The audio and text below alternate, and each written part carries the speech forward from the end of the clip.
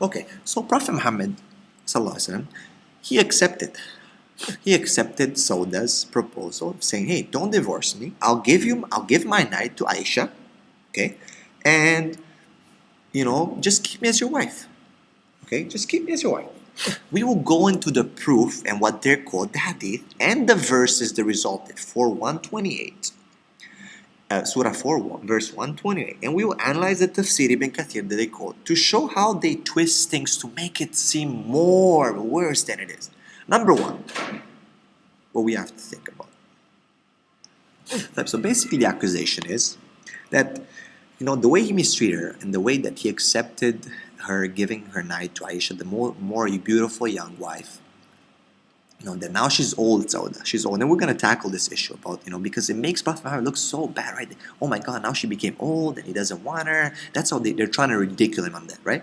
And of course, again, I would say, okay, fine. No problem. No problem. Let's say, for the sake of argument, that's how we're going to tackle this argument from a few different angles. For the sake of argument, we will agree with you that he wanted to spend, and he did. This is one of the things that I said. He had desires. He loved Aisha more.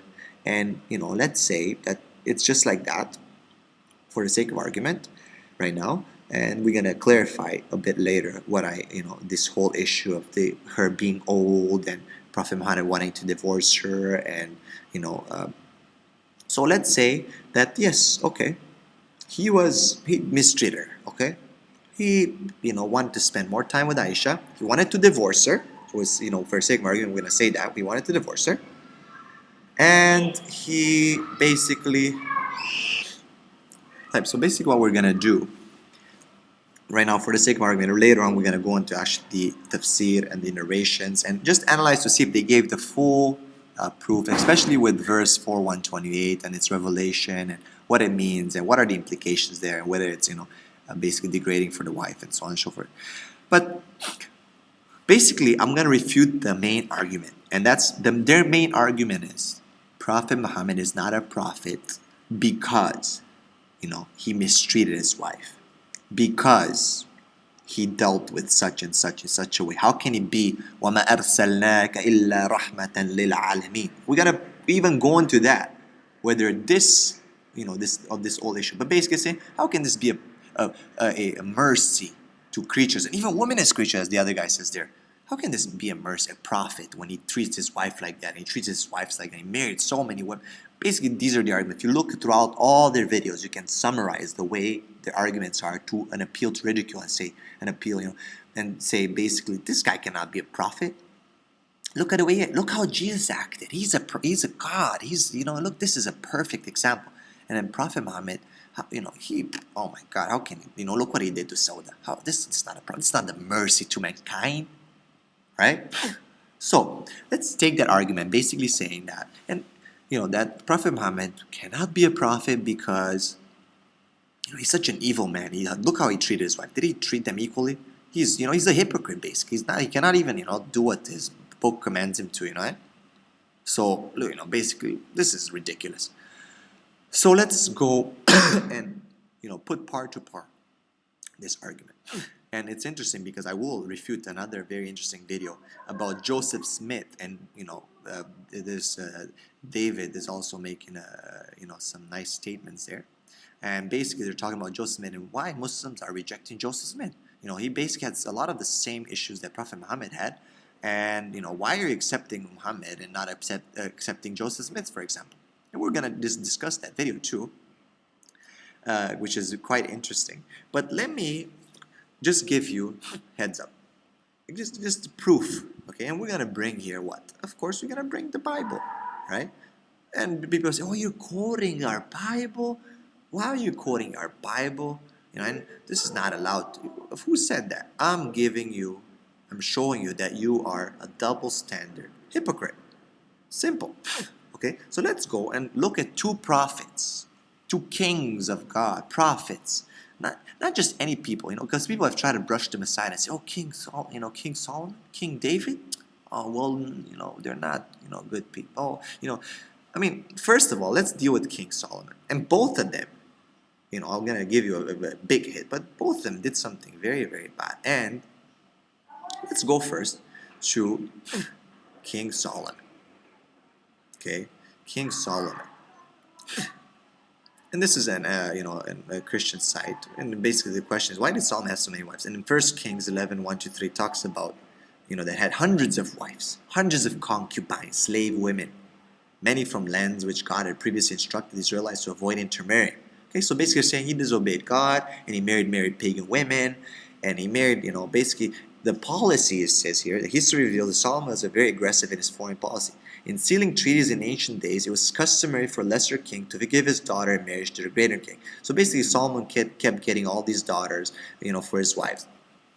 Basically, he was disobedient to his Lord, and he was apparently so obsessed with his power that basically he actually became he worshipped he fell into disobedience to gods, and he worshipped some of the false gods of the women that he became married with. So basically Solomon, which God basically instructed him many, and we have books from him like the wisdom, and here are the books of Solomon right here.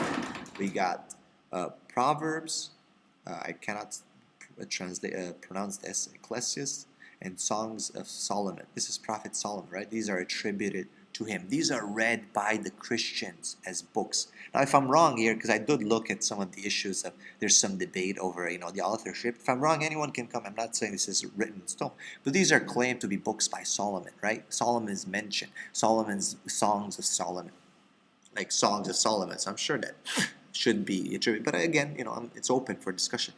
But this is a person who his books, as the Word of God, are in the Bible, in the book of God, and as the Word of God. This is a person who became basically worshipped gods other than God. He had pagan women. He became pretty much a pagan. He had downfall. He disobeyed God. And still, he is considered. People are reading, for God's sake, his book as the Word of God. These people, these Christians, have taken from a pagan, supposedly worship pagan idols, and from a disobedient of God who had hundreds of wives and hundreds of slave women, disobeyed God. They are taking 3 books from him and considering them the Word of God. Isn't that strange? And then they dismiss Prophet Muhammad based on the fact that he mistreated supposedly Sauda, that he accepted her proposal of giving her night to Aisha, and he wanted to divorce her supposedly. Let's say that. Can you dismiss that? Okay, let's go to someone else. Let's go to David. King David. Where's King David? King David is also a very interesting character, because look what happens here. Basically, King David committed adultery. Okay, he says, God says to him, right? I anointed you king over Israel. I delivered you from hands of Saul. I gave you master's house to you, and your master's wife in your arms. I gave you the house of Israel and Judah. And if all this had been too little, I would have given you more. Why did you despise the word of the Lord by doing what is evil with his eyes? You struck down Uriah and Hittite with the sword and took his wife to be your own. You killed him with the sword of the Ammonites. Now therefore the soul will never depart from your house, because you despised me and took the wife of Uriah the Hittite to be your own. We're going to continue in the next